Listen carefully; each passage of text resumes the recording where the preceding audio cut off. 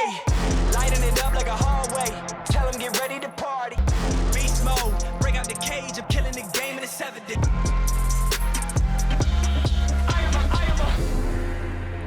Hey, welcome to the TheSearchLabs podcast. Today we're going to talk about all things search and some questions that you need to ask and just kind of what you need to know. And my name's Zach.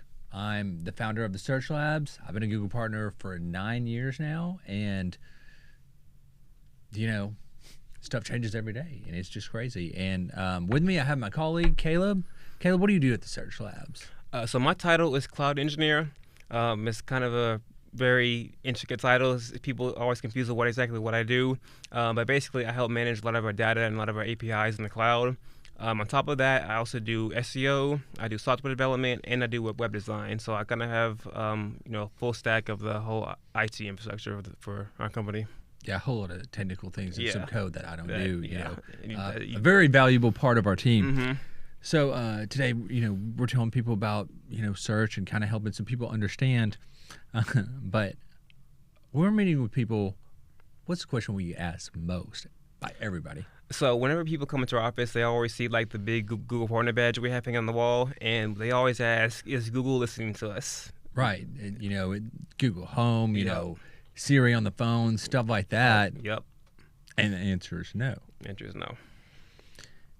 And the way it works is when we're in close proximity to people, when you're with somebody a lot, like Caleb and I are together a lot at the office. Yep. And we're on the same network. And how does Google be like, okay, they've talked about this? I mean, it doesn't listen unless you say, "Hey, Google." Yeah, exactly. So how does it work if we're talking about something and then you see an ad for it later?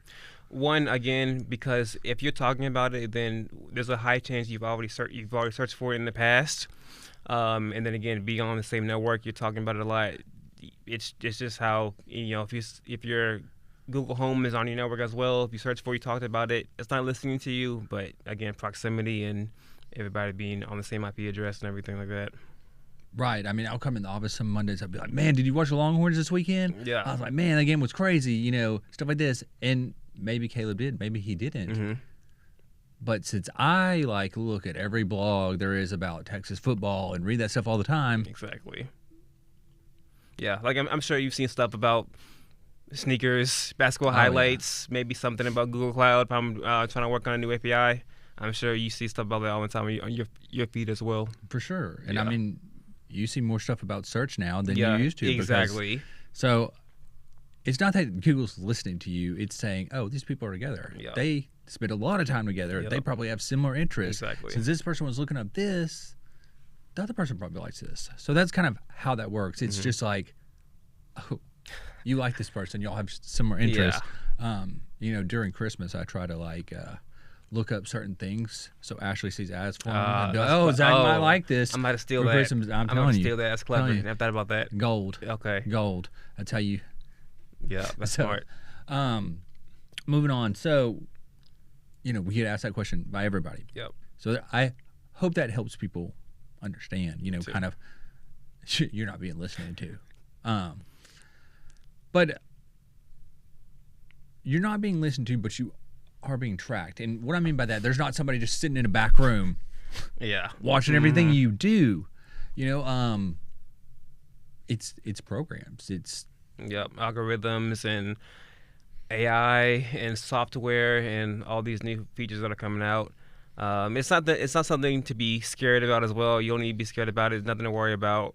Because we use analytics every day. Like, this is exactly what we do all the time. Is all it is analytics. Yeah, and absolutely. And when we're talking about analytics, it actually helps us serve the right ads or get people to the right place.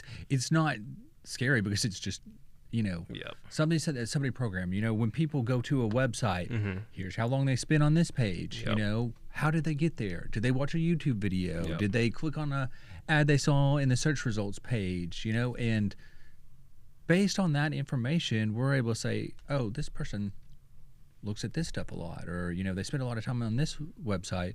Maybe they would like this other one. It just helps marketers, know what's going on. And the beauty of that is, when we track, we're seeing just eyeballs. Yeah. We're not seeing a mass of people.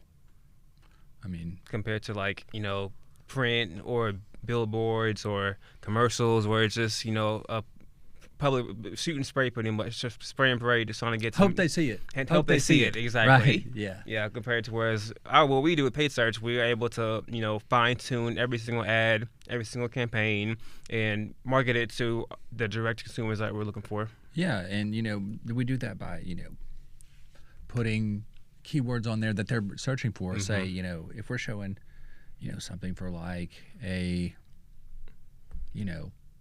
home improvement store or something, people that are looking for like doors and cabinets, stuff like that, do-it-yourselfers, stuff like that. But I kind of want to talk about like to the people that make these decisions for businesses, business owners, marketers. What should you look for? What questions should you ask when you're talking to somebody? I would say the first thing that you need to ask people is, what do you do? How do you help me show up online? That's a good question. Because people are going to say different things. Always. Oh, we do SEO. Well, we do paid search. Or we're going to get you first page of Google. Stuff like that. What is a question that you should look out for? If I say, hey, what do you do? What is something you want to kind of steer away from if somebody says? Well, kind of going on that, if someone ever says, I can get you on the first page of Google, definitely red flag, do not sign with them, find another company, automatic, that's a no. Right. You want to explain why? Yeah, so you want to say, how are you going to help my business? Mm-hmm. Yeah, you can get anybody the first page, Exactly. but is it relevant to like what your business does? Yeah. Is it showing to the right people? These are questions you want to ask, because if they're like, oh yeah, we can get you there, stuff like that. Is it going to help you get new clients? Mm-hmm. Is it going to help you have an ROI? All about this is just asking questions. And I understand that this stuff is so complicated and changes every day. But these are kind of some universal things that you can use. Right.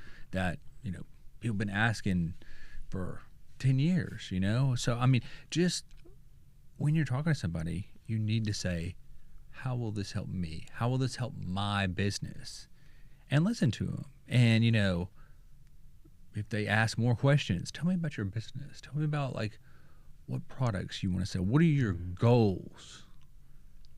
Because if they say that, they're interested, because you're going to them for a marketing strategy. Mm-hmm. So, what are some of the things, with the marketing strategy that we usually, tell people to look for?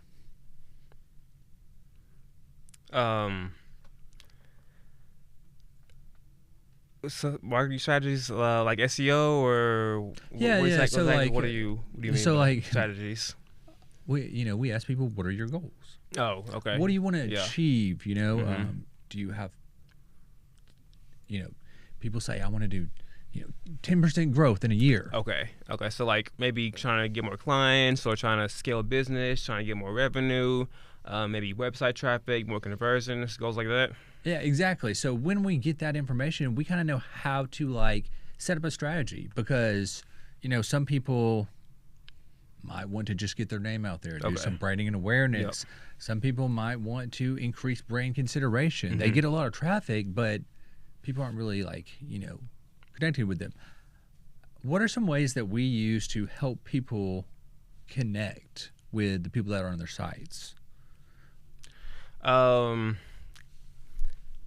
Ways we help connect people on our sites. Yeah, like what visitors that go to the sites. Oh, like dynamic landing pages. We do stuff like that a lot. Making sure all of our pages are optimized and they have a good user experience. Tell them about like what you started doing when you came here to get it more of a conversational piece. Oh, right. So once we started, there was a client that we had, and they wanted to create more engagement on their website. So basically what I did is I created what's called a conversational forum that clients can go on and basically fill out form, but it's like conversational. So it's not just like a blank text where you just type in your responses. It's actually asks you questions and you like dynamically respond to it. And depending on their answers, you can see different results or different answers based on what the question asked and how they answered it. Right. So when the client got it, they were able to call that person and be like, "Hey, I saw you were looking at this, Exactly. and this, and we just wanted to like set up an appointment, have you come in the office."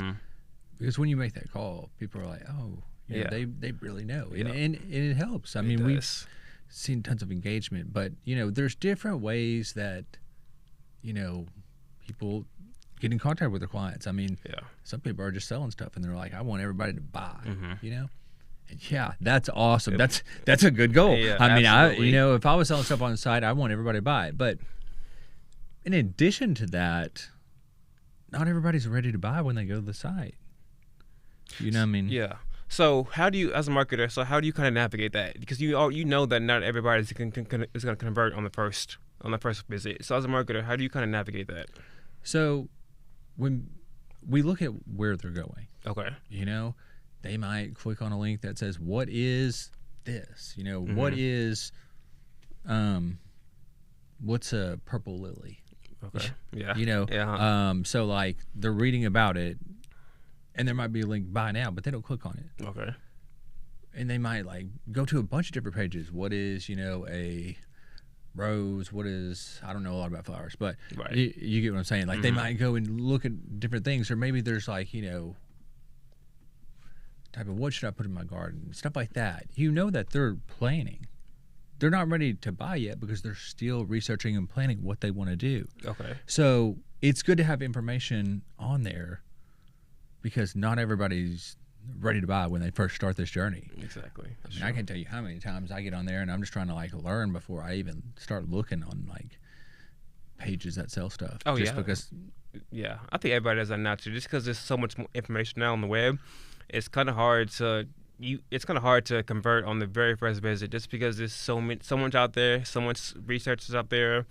I mean, you have a lot of different search engines between YouTube and Google, and now social media as well. So, trying to convert on the first visit is kind of tricky, but it's because there's so much out there. Right, and I mean, not everybody's ready to convert. Sometimes you're just like exactly. getting them interested in the site, and that helps brand consideration. Okay. So when people are talking to like people that do search marketing, that's something you need to ask. Okay. Hey, here's my goal. I want to get people to buy stuff. And if they say, not everybody's going to buy, sometimes we need to do this stuff, we need to create content, stuff like that. That's important. I mean, that's very valuable because if you like teach people, if you lead them, if you're like, here's what you should do, here's what we see, if you answer questions they have, when they're ready to buy, most likely they're going to come back to you because you helped them on their journey. So like, if you're helping them on their journey, let them know everything, they're going to be like, oh, I trust these guys. They help me decide, yeah, I'm going to buy from them. So when you have a site that sells stuff, you need to help people. I mean, especially now, there's, something that came out in March, Google's helpful content update. So, what was the goal of that? What did that do? What did we see that, people need to have on their sites now? For the Google I/O? Or the helpful content Helpful update. content. Basically, you want to make sure that you are answering the searchers queries. That's the most important thing. I know, especially when it comes to SEO, a lot people just want to cram keywords into their website. They want to, short tail and long tail keywords. They just want to spam content on the site. But the most important thing is that you want to answer your visitors' questions. Right, and we can see what people typed in, what questions they answered when they went to your website.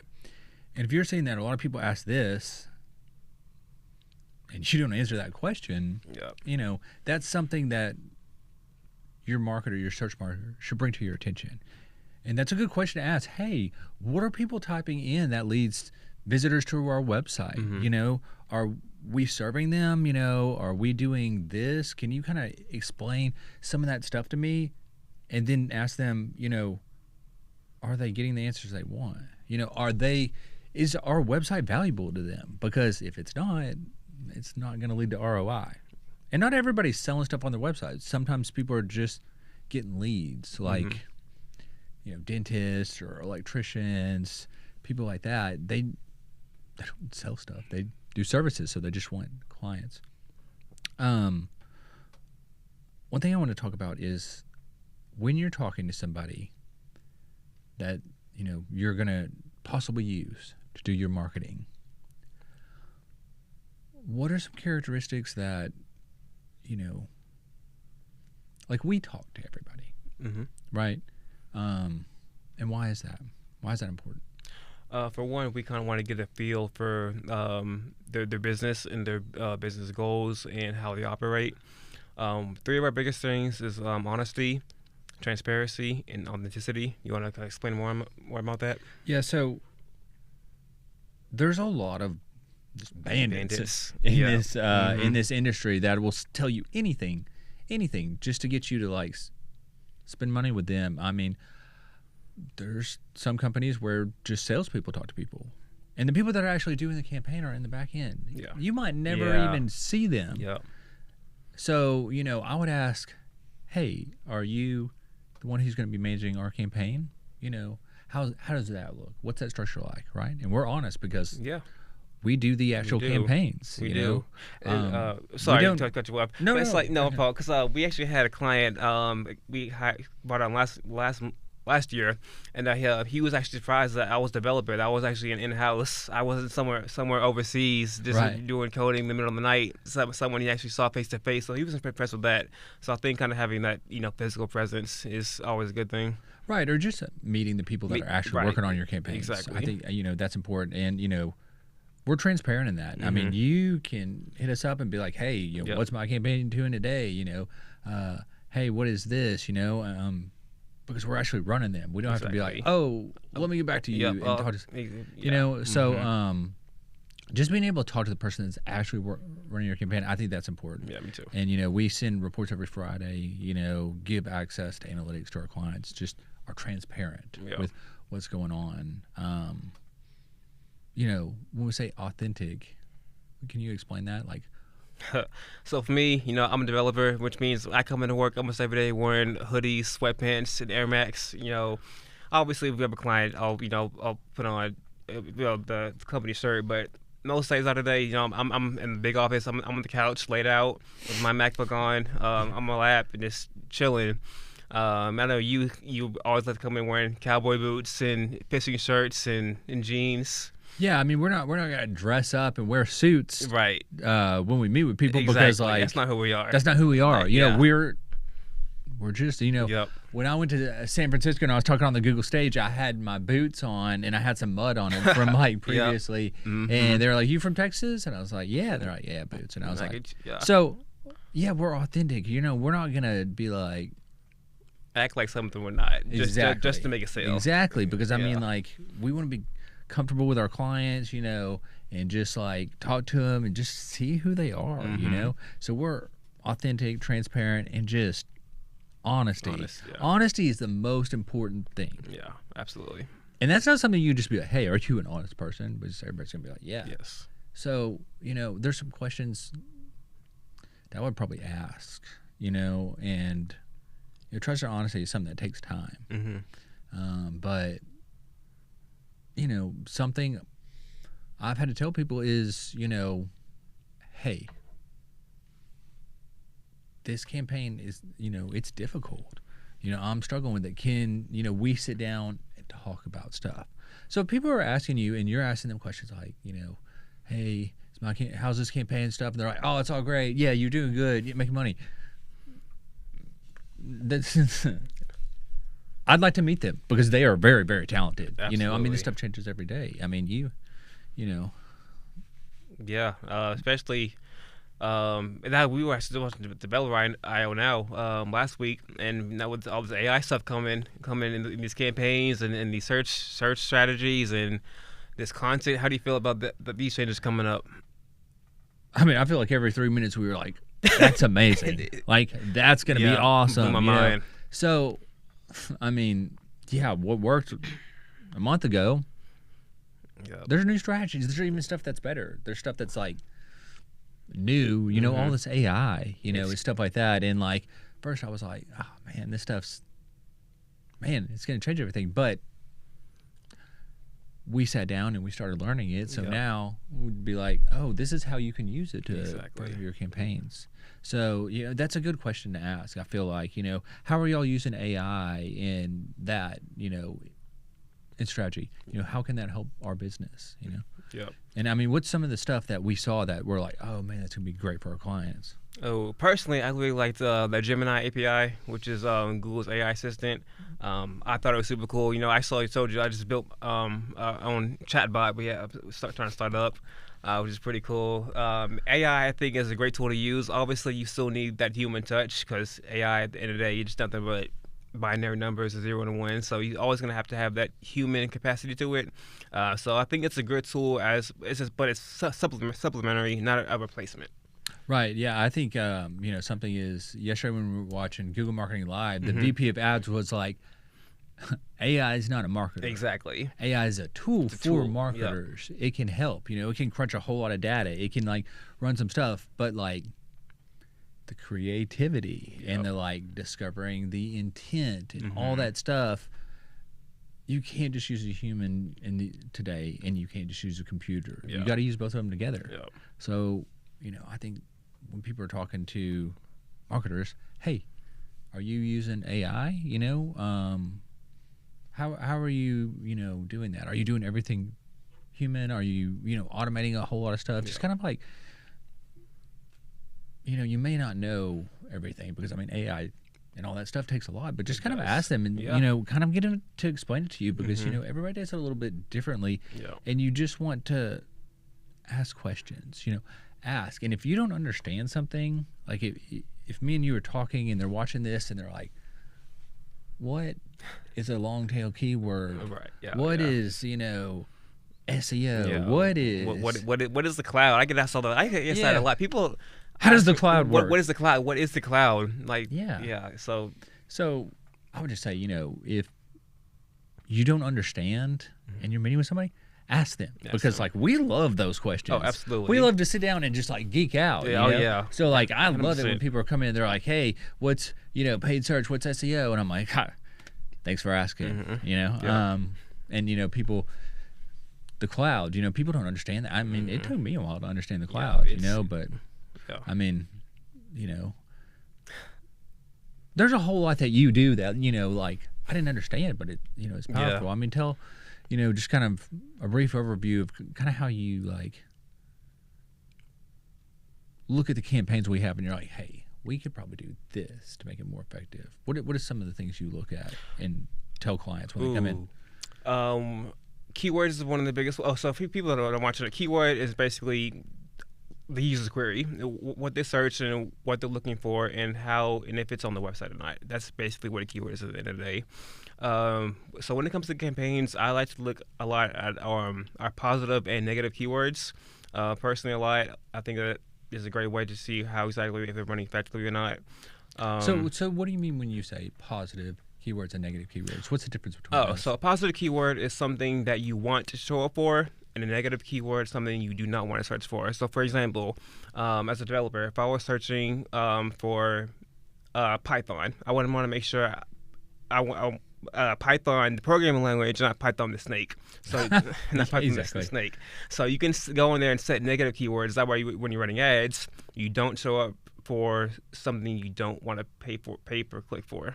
Right. So if Caleb's like, you know, how do I use Pythons, you know, to do this? He doesn't want to learn about snakes. Exactly. So we would set, you know, crawling, slithering, you know, cold-blooded, stuff like that. Venom, all that stuff. Yeah, you don't want to show up as negatives. But, you know, positives would be like code, JavaScript, programming, stuff like that. Exactly. I think that's one of the most important things to ask people when they're talking about campaigns. Hey, are you using positive and negative keywords? Can we see the list? Because we had a client that one time that they were handymans and they didn't have a license for plumbing and electricians. And we said, hey, you need to ask your marketing people, for a list. What they have in there, faucets, Yeah. bathroom fixes, and that doesn't help them at all because they don't have a license for that. They couldn't legally do it. So, you know, when you're talking to somebody, asking questions and knowing what questions to ask is one of the most important things. And, you know, we're going to have some more series where we're just like, here's how you need to approach this. You know, here's questions you need to ask, why you need to ask these questions, and like based on what they say, what are follow-ups, you know, because we want people to just be more informed about this. I mean, it's tough. It is. Because it's changing. And, you know, if people are listening to us today, you know, I just want to say, you know, if there's anything we talked about that you want to learn more about, you know, leave a comment, like and subscribe. We're going to have more of these. You know, Caleb's going to be on here talking more. We're going to have other guests. We're just going to help people understand search. And if there's any questions you have, want to know about any terms, you know, something you'd like us to talk about, just leave a comment and like and subscribe. And thanks for coming, Caleb. And Thank you. We'll see you all again. I am a